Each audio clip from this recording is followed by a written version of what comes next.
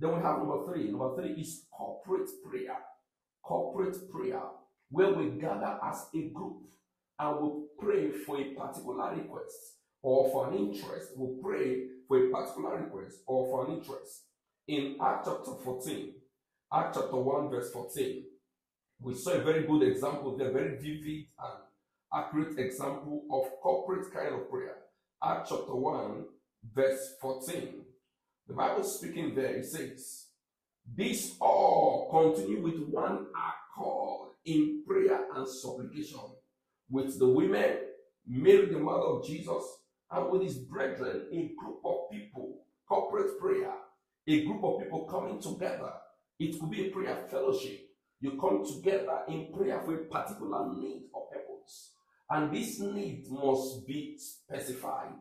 This purpose must be specified. This can also be either online or physical, where a group of persons come together, praying together for a particular need or purpose that is being stipulated. In Acts chapter 12, verse 1 to 5, we also saw the example there, how they gathered together to pray. Acts chapter 12, from verse 1, the Bible says, "Now about that time, the king stretched forth his hand to vex certain of the church, and he killed James, the brother of John, with a sword.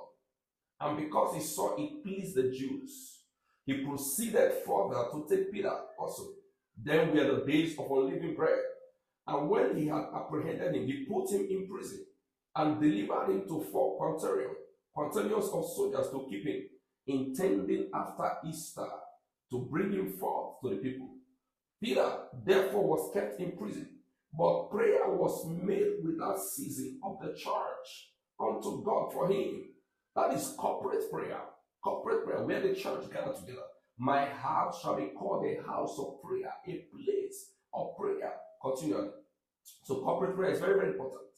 It's an aspect, a type of prayer of agreement that is so relevant. But it's quite unfortunate these days. In most places, we don't have much time for prayer. It's either prayer is 10 minutes, it's 5 minutes, it's 15 minutes, and we are done and dusted. Some people come in with their problems and they go back with their problem. It's not supposed to be. Corporate prayer is so important that we gather in place of prayer. And that is why we should have more prayer places than just a place where we gather in jamboree, in activities, and we go back. Then the last type of prayer is partnership prayer. Partnership prayer. This has to do where you get a prayer partner. Look for someone of the same mind, of the same vision, of the same ideology, that understands you, that understand prayer concepts. Then you both agree of time, you both agree of place, you both agree of the prayer request. Now look at Acts chapter 16, verse 25. Acts chapter 16, verse 25.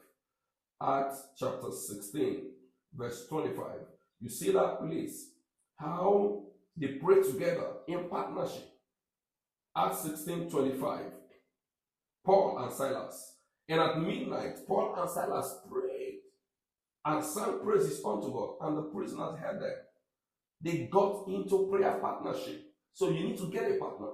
But in doing that, you must be careful. You must prayerfully select someone who you are to pray with. You have a schedule of prayer. You have a routine of prayer. You have a plan of prayer. Prayer partner is very, very important. In that same Acts chapter 3, verse 1, Acts chapter 3, verse 1, we saw the partnership of Peter. Acts chapter 3, verse 1, the Bible says, "Now Peter and John went up together into the temple at the hour of prayer," at the time they scheduled for prayer, being the night hour. So you should have a prayer partner. It's so important. All these are very relevant and very, very important to help boost our prayer life, to help empower our prayer life, to help us activate our prayer life, to make sure we are effective in the place of prayer. And you need to understand the Bible says, "Can two walk together except they be in agreement?" And there are levels of agreement in prayer of agreement. It's not just coming together to pray. It's not just having a plan to pray. It's not just agreeing on what to pray. There must be agreement in the spirits. There must be agreement in the spirits. For prayer of agreement to work, there must be agreement in the spirits. There must be agreement in the spirit. Because prayer is a spiritual thing. It's not that we are together praying, but in the spirit we are disconnected. There must be oneness of mind, oneness of purpose, oneness in the spirit. So it's so important. So these are the types of prayer of agreement. We talked about connected or joint prayer. We talked about prayer chain. We talked about corporate prayer.